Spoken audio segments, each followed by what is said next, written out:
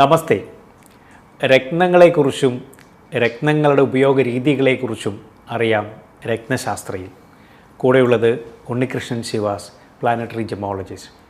രത്നശാസ്ത്രയിലേക്ക് സ്വാഗതം സർ. നമസ്തേ. നമസ്കാരം.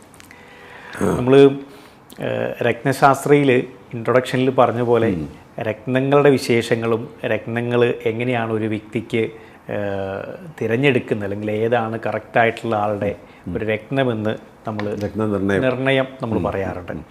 പക്ഷേ ഈ രത്നനിർണയത്തിലേക്ക് വരുമ്പം പലപ്പോഴും പലർക്കും ഉള്ള ഒരു സംശയമാണ്, എൻ്റെ ബർത്ത് സ്റ്റോൺ ഏതാണ്, ഇല്ലെങ്കിൽ എൻ്റെ ലക്കി സ്റ്റോൺ ഏതാണ്, അങ്ങനെ ചോദിക്കുന്ന അല്ലെങ്കിൽ അങ്ങനെ സംശയം പറയുന്ന പലരും നമ്മൾ കണ്ടിട്ടുണ്ട്. ഇപ്പം ബർത്ത് സ്റ്റോൺ എന്ന് പറഞ്ഞിട്ട് അങ്ങനെ ഒരു സംഭവം ഉണ്ടോ? ഇല്ല. ഇല്ല. എന്ത് ബേസിലാണ് ബർത്ത് സ്റ്റോൺ ഇങ്ങനെ ഒരു ഫ്രേസായിട്ട് മാറിയെന്ന് തന്നെ നമുക്ക് ചിന്തിക്കുമ്പോൾ, അതിനെക്കുറിച്ച് മനസ്സിലാക്കുമ്പോൾ നമുക്ക് അങ്ങനെ ഒരു സ്റ്റോൺ ഇല്ല. എന്താണ് ബർത്ത് സ്റ്റോൺ? ഈ ബർത്ത് സ്റ്റോൺ എന്ന് പറഞ്ഞ ആൾക്കാർ ഉദ്ദേശിക്കുന്നത് ഏത് നാളിലാണ് ജനിക്കുന്നത് അതിനൊരു സ്റ്റോൺ എന്നുള്ളതാണ്, ആ സ്റ്റാറിനനുസരിച്ചുള്ള. ഓക്കെ. ഇപ്പം നമുക്ക് ആയില്യം, തൃക്കേട്ട, രേവതി ഈ 3 നക്ഷത്രത്തെ ബേസ് ചെയ്തെടുത്താൽ എമറോൾഡാണ് ഈ പറയുന്ന ആൾക്കാരുടെ ബർത്ത് സ്റ്റോൺ എന്ന് ആണ് പൊതുവെ ഒരു സങ്കല്പം. അത് വളരെ തെറ്റായിട്ടുള്ള ഒരു അനുമാനമാണ്. മനസ്സിലായില്ലേ? ഒരു സ്റ്റാറിൽ ജനിച്ച വ്യക്തി അതേ സ്റ്റാറിൽ ജനിച്ച മറ്റൊരു വ്യക്തിയായിട്ട് ഒരുപാട് അന്തരംഗങ്ങളുണ്ടല്ലേ, വ്യത്യാസങ്ങളുണ്ട്. പിന്നെ വ്യത്യാസങ്ങളില്ലേ? അവരുടെ ജീവിത രീതി, അവരുടെ സാമ്പത്തിക നിലപാടുകൾ, വിദ്യാഭ്യാസം, അല്ലേ, അവരുടെ ലുക്ക് വൈസ്, അവരുടെ ക്യാരക്ടർ വൈസ്, അവരുടെ ജീവിതത്തിലെ ഗുണം, സന്തോഷങ്ങളും ദുഃഖങ്ങളും എല്ലാത്തിനും വ്യത്യാസങ്ങളുണ്ട്. ഒരുപോലെയാണോ? അല്ല. അപ്പോൾ ഒരു ആയില്യംകാരന് എല്ലാം ഒരേപോലെയാണോ? ഒരേ സ്ഥലത്താണോ ജോലി? ഒരേ ഹൈറ്റാണോ? ഒന്നുമല്ല. പിന്നെ എങ്ങനെ കല്ല് മാത്രം ഒന്നാകുന്നത്, എമറോൾഡാകുന്നത്? ഒരിക്കലുമല്ല. അപ്പോൾ ഇത് കല്ല് നമുക്ക് ജ്വല്ലറികളിലൊക്കെ വിൽക്കാൻ എളുപ്പമുള്ളൊരു പരിപാടി എന്ന് പറയുന്നത്, ഒരു ജംഷനെ കുറിച്ച് ഒന്നും പഠിക്കേണ്ട ആവശ്യമില്ല, ഈ ചാർട്ട് മാത്രം കീപ്പ് ചെയ്ത് വെച്ചാൽ മതി. അപ്പോൾ ആരും ചെന്നിപ്പോൾ തൃക്കേട്ട ഇവിടെ നിന്ന് ഇറങ്ങിയിട്ട് ഏതെങ്കിലും ഒരു ജ്വല്ലറി കയറി ആയില്യം നാൾ പറഞ്ഞു, അല്ലെങ്കിൽ തൃക്കേട്ട നാൾ പറഞ്ഞു, അല്ലെങ്കിൽ രേവതി നാൾ പറഞ്ഞു, എനിക്ക് എൻ്റെ സ്റ്റോണാണെന്ന് ചോദിച്ചാൽ അപ്പം തന്നെ ഒരു ടേബിളിൽ പ്രിൻ്റ് ചെയ്ത് വെച്ചിട്ടുണ്ട്. അത് കല്ല് സപ്ലൈ ചെയ്യുന്ന ആൾക്കാർ തന്നെ കൊടുക്കുന്നത് എമറോൾഡ് എന്ന് പറയും. എമറോൾഡ് ചേരുന്ന ആയില്യംകാരനുണ്ടാവും, അല്ലെങ്കിൽ എമറോൾഡ് ചേരുന്ന രേവതിക്കാരനുണ്ടാവും, അല്ലെങ്കിൽ എമറോൾഡ് ചേരുന്ന തൃക്കേട്ടക്കാരനുണ്ടാവും. ഈ രത്നങ്ങളൊന്നും ഈ 3 നാൾപ്പെട്ട ആൾക്കൊക്കെ ഏറ്റവും റോങ് എഫക്റ്റ് ഉണ്ടാക്കുന്ന പ്ലാനറ്ററി പോർഷനുള്ള ആൾക്കാരും ഇതേ സ്റ്റാറിൽ തന്നെ കാണും. ഈ രത്നം എമറാൾഡ് ഒട്ടും യൂസ് ചെയ്യാൻ പാടില്ലാത്ത ആൾക്കാരുണ്ട്. പാടില്ലാത്ത ഒരു ചാർട്ട് ഞാൻ പറയാം, അപ്പോൾ അത് കറക്റ്റായിട്ട് മനസ്സിലാവും. ഇത് ഒരു ആയില്യം ഒരു ആളുടെ ചാർട്ടാണ്. തുലാം ലഗ്നമാണ്. തുലാം ഫസ്റ്റ് ഹൗസ് അറിയാലോ, ഫസ്റ്റ് ഹൗസ് അറിയാലോ. ഫസ്റ്റ് ഹൗസിൽ നിന്നാണ് ബാക്കി 12 ഹൗസിലേക്കും പോകുന്നത്. ഫസ്റ്റ് ഹൗസിൻ്റെ 6th ഹൗസ് എന്ന് പറയുന്ന മീനം എന്ന് പറയുന്ന ഹൗസിൽ, മീനരാശിയിൽ ബുധനും കേതുവും നിൽക്കുന്നു. അതായത് ലഗ്നത്തിൻ്റെ 6ാമത്തെ ഹൗസ് എന്ന് പറയുന്നത് നല്ലൊരു ഹൗസേ അല്ല.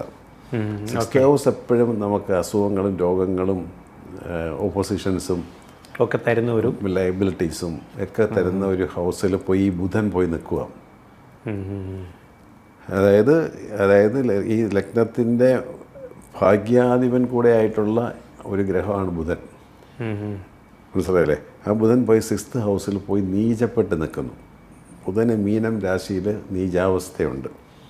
നീചാവസ്ഥ എന്ന് പറയുന്നത് അതിൻ്റെ ഡിഗ്രി കറക്റ്റ് നോക്കിയിട്ട് വേണം, ഫുൾ നീചത്തിൽ വന്നിട്ടുണ്ടോ എന്ന് അറിയണം. ഓക്കെ. അപ്പം ഈ ആൾക്ക് ഏറ്റവും ഓപ്പോസിറ്റായിട്ടുള്ള ഒരു സ്റ്റോൺ എന്ന് പറയുന്നത്, ഈ ആയില്യം നക്ഷത്രത്തിൽ ജനിച്ച ഈ വ്യക്തിക്ക് ഏറ്റവും ഓപ്പോസിറ്റ് പ്ലാനറ്റ് എന്ന് പറയുന്നതും ഓപ്പോസിറ്റ് കല്ലെന്ന് പറയുന്നതും എമറോൾഡാണ്. പ്ലാനറ്റ് ബുധനാണ്. ബുധൻ്റെ രത്നമാണ്. അപ്പം ഈ ആൾ പോയി ഒരു ജ്വല്ലറി പോയി ചോദിച്ചിട്ട് ഈ കല്ല് വാങ്ങിച്ചിട്ടാൽ പുള്ളിക്ക് എന്താണ് സംഭവിക്കാൻ പോകുന്നതോടെ ചിന്തിക്കാം. 6th ഹൗസ് അസുഖമാണ്. പുള്ളിയുടെ ഒന്നാമത് കാൽപാദങ്ങൾക്കുണ്ടാകുന്ന ബുദ്ധിമുട്ടുകൾ. കാരണം മീനൻ രാശി കാലപുരുഷൻ്റെ കാൽപാദമാണ്. അപ്പോൾ അതിനകത്ത് ഈ പറഞ്ഞ പോലെ വെരിക്കോസ് പോലത്തെ പ്രശ്നങ്ങൾ, നെർവ് സംബന്ധമായിട്ടുള്ള അസുഖങ്ങൾ, കാര്യങ്ങൾ വരാൻ ചാൻസസ് ഉണ്ട്. വയറ് സംബന്ധിച്ച് ഗട്ട് പ്രോബ്ലംസ് ഉണ്ടാകും. തന്നെയല്ല, ഈ 6th ഹൗസ് ഈ രോഗസ്ഥാനത്ത് ഈ ബുധൻ നിൽക്കുന്നത് കൊണ്ട് ബുധൻ മെമ്മറിയുടെ ആളാണ്. പെട്ടെന്ന് ഓർമ്മ പോലെ തലവേദന, കൺഫ്യൂഷൻസ്, ഇതൊന്നും വിട്ടുമാറത്തില്ല. ഓൾറെഡി അതൊക്കെ കുറച്ചുണ്ട്. ഞാൻ എൻ്റെ കല്ലൂടെ ഇടാമെങ്കിൽ പൂർണ്ണമായിട്ടും അതിലേക്ക് ആവും. എപ്പോഴും നമ്മൾ പറയുന്ന ആ ഒരു കാര്യമാണ്, സ്റ്റോൺസ്, ജം stones activate the existing planetary positions in your chart, birth chart. Birth ചാർട്ടിൽ ഏതാണ് ഗ്രഹം, അതിൻ്റെ കല്ല് ധരിച്ചാൽ അത് ആ ബർത്ത് ചാർട്ടിൽ ആ ഗ്രഹത്തിൻ്റെ ഫലം എന്താണെന്നുള്ളതാണ് നമുക്ക്. നല്ല ഫലമാണെങ്കിൽ നല്ല ഗുണങ്ങളുണ്ടാവും, മോശഫലമാണെങ്കിൽ മോശഫലം വർദ്ധിക്കും. മനസ്സിലല്ലേ? അപ്പോൾ അതിന് നിൽക്കുന്ന ആ ഒരു പൊസിഷൻസ് അനുസരിച്ചിരിക്കുക. പൊസിഷൻ വളരെ ഇമ്പോർട്ടൻ്റ് ആണ്. പൊസിഷൻ നോക്കിയിട്ട് വേണം. അപ്പോൾ ഒരു കാരണവശാലും ഇതിനകത്ത് ഇദ്ദേഹത്തിന് ഈ ഒരു രത്നം അല്ലെങ്കിൽ എമറാൾഡ് ഒട്ടും ഉപയോഗിക്കാൻ പറ്റുന്ന ഒരു രത്നമല്ല. അതേസമയം പുള്ളിക്ക് ഉപയോഗിക്കാൻ പറ്റുന്ന ഒരു സ്റ്റോൺ എന്ന് പറയുന്നത് പുള്ളിയുടെ 10th ഹൗസ്, കരിയർ ഏരിയ എന്ന് പറയുന്നത് കർക്കിടകമാണ്. തുലാം ലഗ്നത്തിൻ്റെ 10 എന്ന് പറയുന്നത് കർക്കിടകം രാശിയാണ്, ചന്ദ്രൻ്റെ രാശിയാണ്. ചന്ദ്രൻ അവിടെ നിൽപ്പുണ്ട്, 10ാം ഭാവാധിപന 10ൽ തന്നെ നിൽപ്പുണ്ട്. പക്ഷെ വീക്കാണ് ആള്. വീക്കായത് കാരണം ചന്ദ്രകാന്തത്തിൻ്റെ സ്റ്റോണ് പുള്ളിയുടെ കരിയർ വൈസിലും ഒക്കെ പുള്ളിക്ക് ഗുണം ചെയ്യുന്ന സ്റ്റോണ്. ചന്ദ്രൻ മനസ്സിൻ്റെ കാരഗ്രഹമാണ്. മനസ്സ് നമുക്ക് സന്തോഷമാണ്, അതായത് കരിയറാണ്. ജലവുമായിട്ട് ബന്ധപ്പെട്ട വർക്കിലായിരിക്കാം ചിലപ്പോൾ ഇദ്ദേഹം നിൽക്കുന്നത്. കാരണം ചന്ദ്രൻ ജലരാശിയും കൂടെയാണ്. അവിടെ തന്നെ ചന്ദ്രൻ നിൽക്കുകയും കൂടെ ചെയ്യുമ്പോൾ ആ ഒരു ഫലങ്ങൾ ആൾക്ക് ഓഫ് ഷോറി വർക്ക് ചെയ്യുന്നവർ അങ്ങനെ ഈ ജലവുമായിട്ട് ബന്ധപ്പെട്ട വർക്കുകളിലായിരിക്കാം കൂടുതൽ ശോഭിക്കുന്നത്. വിദേശമായിരിക്കാം ഇവർക്കൊരു പക്ഷേ മെയിൻ മേഖല എന്ന് പറയുന്നത്. അപ്പോൾ ഇത് എടുത്തോടുകൂടി ചന്ദ്രൻ അങ്ങ് ബലപ്പെടുമ്പോൾ തന്നെ അവർക്കൊരു ലൈറ്റ് വന്നു. കാരണം ചന്ദ്രൻ ഒരു ലൈറ്റ് തരുന്ന ഗ്രഹമാണ്. രാത്രിയിൽ പ്രകാശം തരുന്ന ചന്ദ്രനാണ്, പകൽ സൂര്യനും. അപ്പോൾ ചന്ദ്രൻ്റെ ആ പ്രകാശം, ആ ബ്രൈറ്റ്നെസ്സും വന്നു. അപ്പോൾ ചന്ദ്രന് ബലം വന്നാൽ ബാക്കി ഗ്രഹങ്ങൾക്കും ബലം വരും എന്നാണ് പറയുക. ചന്ദ്രബലം ഇല്ലെങ്കിൽ ഒന്നിനും ബലമില്ല. അപ്പം ആ മൂൺ സ്റ്റോൺ അവിടെ കൊടുത്തു, അത് ആൾക്ക് സപ്പോർട്ടീവായിട്ട് മാറുന്നു. നമ്മൾ പറഞ്ഞു വന്നിരുന്ന കാര്യം ഇതായിരുന്നു. ഒരു ബർത്ത് സ്റ്റോൺ എന്ന് പറഞ്ഞ് നമ്മൾ ജനിച്ച നാൾ നോക്കി ഒരു രത്നദാനത്തിലേക്ക് മാത്രം നോക്കി പോയാലുള്ള ഒരു അപകടത്തെക്കുറിച്ചാണ് നമ്മൾ പറഞ്ഞത്. ആൾക്ക് ആ പറഞ്ഞ ചാർട്ടിൽ ആൾക്ക് എമറാൾഡ് യൂസ് ചെയ്യാനേ പാടില്ല. യൂസ് ചെയ്താൽ വളരെ നെഗറ്റീവായിട്ടുള്ള എഫക്റ്റ് ആയിരിക്കും ആൾക്കുണ്ടാവുക. രോഗം, മറവി, ഇങ്ങനെയുള്ള കാര്യങ്ങൾ. ബുധൻ എന്തൊക്കെയായിട്ടാണ് കണക്റ്റഡ് എന്ന് നമ്മൾ ചിന്തിക്കേണ്ടത്. ബുധൻ ബുദ്ധിയെ, brain work, memory, knowledge, communication skill, ഇതെല്ലാം തരേണ്ട പ്ലാനറ്റ് റോങ് സൈഡിൽ പോയി നിൽക്കുന്നു. അത് ഒരിക്കൽ പോലും അതിൻ്റെ സ്റ്റോൺസ് അവിടെ യൂസ് ചെയ്യാനായിട്ട് കൊള്ളത്തില്ല. മനസ്സിലായില്ലേ? അപ്പോൾ സ്റ്റാറ് മാത്രമല്ല, സ്റ്റാർ നോക്കി മാത്രം കല്ല് ധരിക്കരുത്. എപ്പോഴും നമ്മൾ മനസ്സിൽ ഓർക്കേണ്ട ഒരു കാര്യമാണ്. കല്ല് ധരിക്കണമെന്ന് ആഗ്രഹിക്കുന്ന ആൾക്കാരുടെ കാര്യമാണ് എനിക്ക് പറയുന്നത്. മനസ്സിലായില്ലേ? അപ്പോൾ എമറാൾഡിനെ കുറിച്ച് പറയുമ്പോൾ എമറാൾഡ് ചേരുന്ന, ഇപ്പം ചേരാത്തൊരു ഐഡിക്കാരുടെയാണ് പറഞ്ഞത്. ചേരുന്ന പറഞ്ഞുകൊണ്ട് ഇതിൻ്റെ കൂടെ തന്നെ പറയാം, അന്നേരം പെട്ടെന്ന് അത് മനസ്സിലാവും. ഇത് മിഥുന ലഗ്നമാണ്. അതുമായില്ല 1989 ചാർട്ടാണ് കേട്ടോ. ഒക്ടോബറിലെ ഒരു ചാർട്ടാണ്. അപ്പോൾ 2nd ഹൗസിൽ ചന്ദ്രൻ വന്നു. നമ്മൾ നേരത്തെ തുലാം ലഗ്നമാണ്. തുലാം ലഗ്നത്തിൻ്റെ കറങ്ങി വന്നപ്പോൾ ചന്ദ്രൻ 10th ഹൗസ് കർമ്മമേഖലയിലായിരുന്നു. ഫസ്റ്റ് ഹൗസിനെ ഡിപ്പെൻഡ് ചെയ്താണ് ഇതെല്ലാം പോകുന്നത്. ഫസ്റ്റ് ഹൗസ് ഇവിടെ മിഥുന ആയതുകൊണ്ട് അതിൻ്റെ 2nd ഹൗസ് എന്ന് പറയുന്നത് കർക്കിടകം. അവിടെ ചന്ദ്രൻ നിൽപ്പുണ്ട്. നല്ലതാണത്, നല്ല പൊസിഷൻ. നല്ല പൊസിഷൻ, ചന്ദ്രൻ്റെ നല്ല പൊസിഷനാണ്. 4th ഹൗസിൽ ബുധൻ നിൽപ്പുണ്ട്. ചൊവ്വായും ബുധനും കൂടെ ആണെന്ന് മാത്രമേ ഉള്ളൂ. അപ്പോൾ ലഗ്നാധിപനായിരിക്കുന്ന ബുധൻ 4th ഹൗസ് എന്ന് പറയുന്ന പുള്ളിയുടെ എക്സോൾട്ടഡ് ഏരിയയിൽ ബുധൻ നിൽപ്പുണ്ട്. എക്സോൾഷൻ ഉണ്ട് അവിടെ ഓൾറെഡി, അത് ഉച്ചത്തിലാണ് നിൽക്കുന്നത്. പക്ഷെ എങ്കിൽ പോലും അതിൻ്റെ ഒരു ഓപ്പോസിറ്റ് പ്ലാനറ്റ് ചൊവ്വ അതിൻ്റെ കൂടെ നിൽക്കുന്നത് കൊണ്ട് നമുക്ക് ഈ ഐല്യങ്കാരന് ഏറ്റവും സ്യൂട്ടബിളായിട്ടുള്ള രത്നം എമറാൾഡ് തന്നെയാണ്. ഇപ്പോൾ ലഗ്നാധിപനും പിന്നെ ലഗ്നാധിപനായിട്ടുള്ള ബുധൻ 4th ഹൗസ് കന്നിയിൽ, കന്നിയിലെ ബുധൻ്റെ ഉച്ചസ്ഥിതിയാണ്. രാശിയിൽ ബുധൻ മാത്രം നിന്നിരുന്നെങ്കിൽ ചിലപ്പോൾ നമ്മളെ എമറോൾഡ് അങ്ങ് അവോയ്ഡ് ചെയ്താണ്. കാരണം ഓൾറെഡി അത് കുറച്ച് ബലം ഉള്ളത് കൊണ്ട്. എന്നാലും അങ്ങനെ ഒഴിവാക്കണേ തന്നെ നമ്മൾ ബാക്കിയുള്ള ഗ്രഹങ്ങൾക്കൂടെ ന്യായമായിട്ടുള്ള ബലമുണ്ടോ ഇല്ലയോ എന്നുള്ളത് നോക്കിയിട്ടാണ് നമുക്ക് കൊടുക്കാൻ പറ്റത്തുള്ളൂ. ഇപ്പോൾ ചിലരുടെ ചാർട്ട് വന്നത് പലരും പലയിടത്തുനിന്നും കൺസൾട്ട് ചെയ്തിട്ട് നമ്മുടെ അടുക്ക വരുന്ന ഒരു രീതിയും കൂടെ ഉണ്ട്. വരുമ്പം സാറേ ഇങ്ങനെ പറയുന്നുണ്ട്, കൺഫ്യൂഷൻ ഉണ്ടല്ലോ.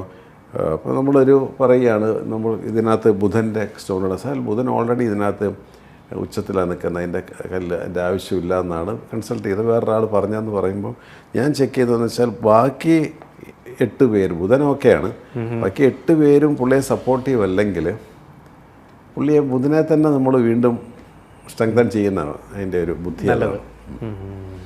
കാരണം നമ്മൾ സപ്പോർട്ട് ചെയ്യുന്ന ആളെ നമുക്ക്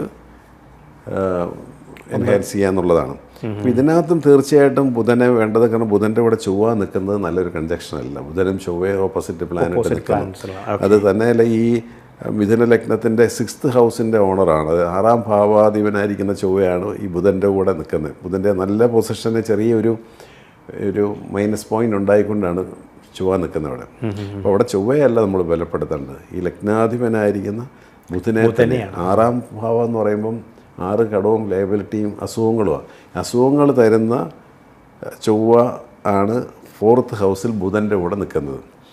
അപ്പം ഈ ലഗ്നം എന്ന് പറയുന്നത് നമ്മുടെ ഫസ്റ്റ് ഹൗസ് എന്ന് പറയുന്നത് നമ്മുടെ ഹെൽത്ത് ഏരിയയും കൂടെയാണ്. നമ്മൾ തന്നെ, മൈസെൽഫ്, ഞാൻ തന്നെയാണ്. അപ്പം ഈ 6ാം ഭാവാധിപൻ ഈ ലഗ്നാധിപൻ്റെ കൂടെ നിൽക്കുന്നത് രോഗത്തെ കൂടെ ഇൻഡിക്കേറ്റ് ചെയ്യും. ചൊവ്വായ്ക്കാണ് ഇവിടെ ബലം വരുന്നെങ്കിൽ രോഗാവസ്ഥകൾ ഉണ്ടാകാം. അതേസമയം ബുധൻ ആണ് ലഗ്നാധിപൻ. ആ ലഗ്നാധിപൻ ഇവിടെ ഉച്ചസ്ഥിതി നിൽപ്പുണ്ട്. എന്നാലും ആ ചൊവ്വ അവിടെ നിൽക്കുന്നത് കൊണ്ട് ഈ ലഗ്നാധിപനായ ബുധൻ്റെ സ്റ്റോൺ അവിടെ നമുക്ക് വീണ്ടും യൂസ് ചെയ്യണം. നമ്പർ 1.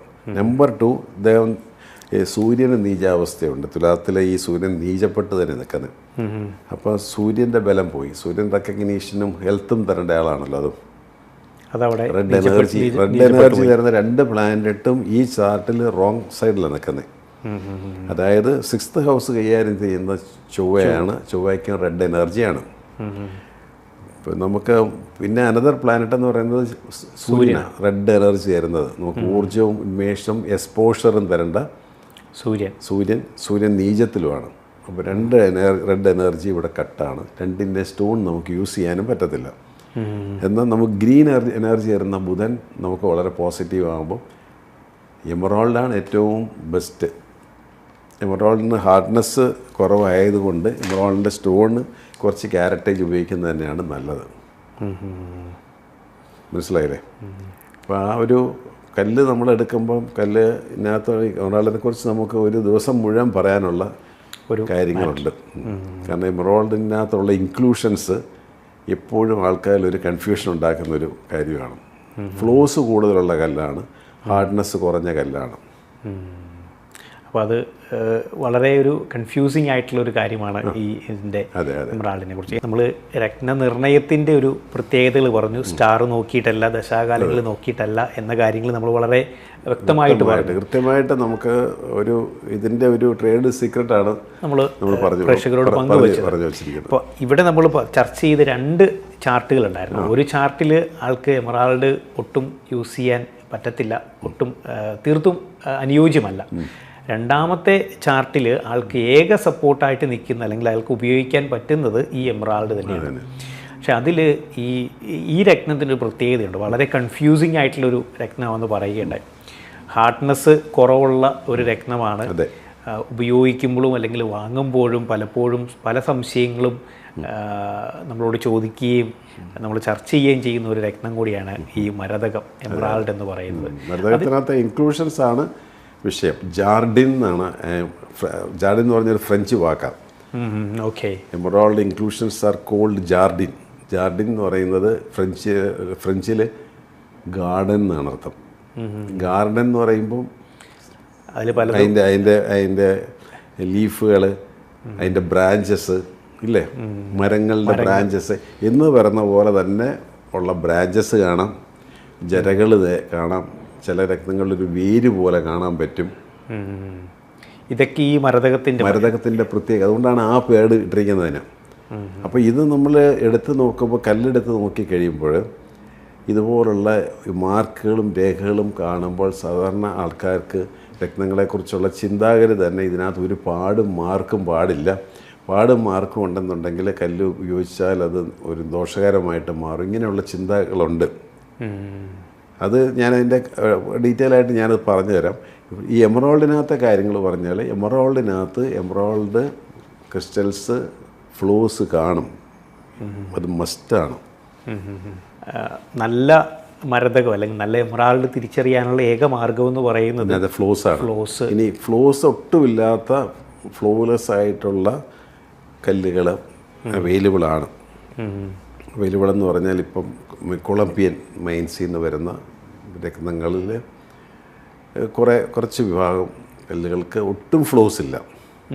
വളരെ ക്ലിയർ ആയിട്ട്, വളരെ ക്രിസ്റ്റൽ ക്ലിയർ ആണത്. ക്രിസ്റ്റൽ ക്ലിയർ ആയിട്ടുള്ളതിൽ അതിൻ്റെ വില എന്ന് പറഞ്ഞാൽ നമുക്ക് അഫോർഡബിളേ അല്ല. സാധാരണ ആൾക്കാർക്ക് അഫോർഡബിൾ ആയിട്ടുള്ള ഒരു പ്രൈസിങ് അല്ല. ഒരു ക്യാരറ്റ് തന്നെ 1.5 ലക്ഷം 2 ലക്ഷം രൂപയ്ക്ക് മുകളിലാണ് തുടങ്ങുന്നത് തന്നെ. അത് എന്തുകൊണ്ടാണെന്ന് ചോദിച്ചാൽ അത് അതിൻ്റെ ആ റെയറായിട്ട് ഉള്ള മൈനിങ് ആണ് ഇപ്പോൾ നടക്കുന്നത് അവിടെ. അപ്പോൾ റെയർ മൈനിങ്ങിൽ റെയറായിട്ട് ഇങ്ങനെ കിട്ടുന്നതുകൊണ്ടാണോ എന്ന് അറിയില്ല.